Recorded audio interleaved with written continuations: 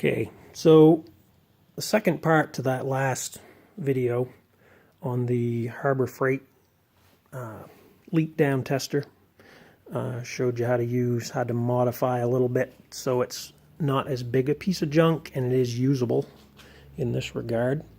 So a few things to look for. This motor turned out to be really very tight.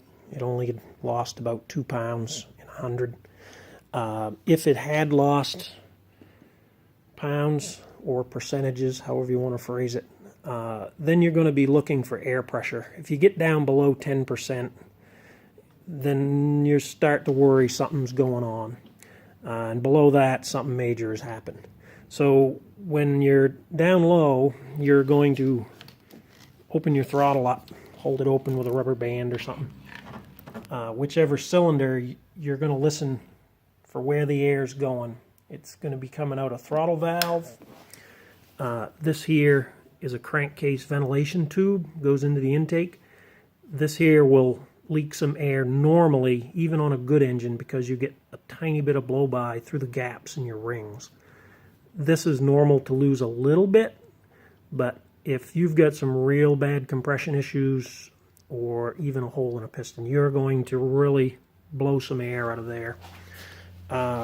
The other one, if you have a head gasket bad or a cracked head, you're going to get air bubbles coming up through, and you'll hear it gurgling in here, and if it's way up, you'll actually see the bubbles popping out of it.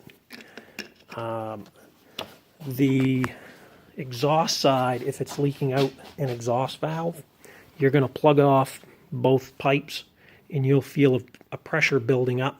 Sometimes you can't hear the air coming out because it's coming out such a tiny bit, and it's coming out into a big exhaust system, so you have to plug it off sometimes to hear it.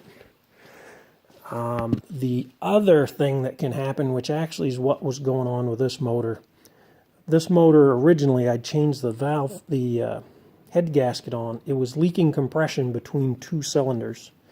So one side, they're Siamese bore, so the head gasket was leaking between them, and it was dumping one side into the other, and then this one back into this one.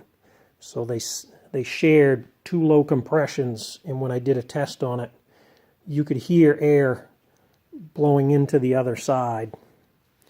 So those are all the different things that you could be testing for when you do a cylinder leak down test. And that gives you a real quick idea of what's going on. If it's coming out your intake or your exhaust, then you've either got your cam possibly jump time, you've got a bent valve, a burnt valve, you possibly got a broken valve spring. Usually that'll show up as a tick, a real bad tick, as well as a hanging valve. And the other one is a sticky valve. Sometimes they get built up with carbon and it actually hangs them out. That's probably kind of rare, especially on something that turns this high.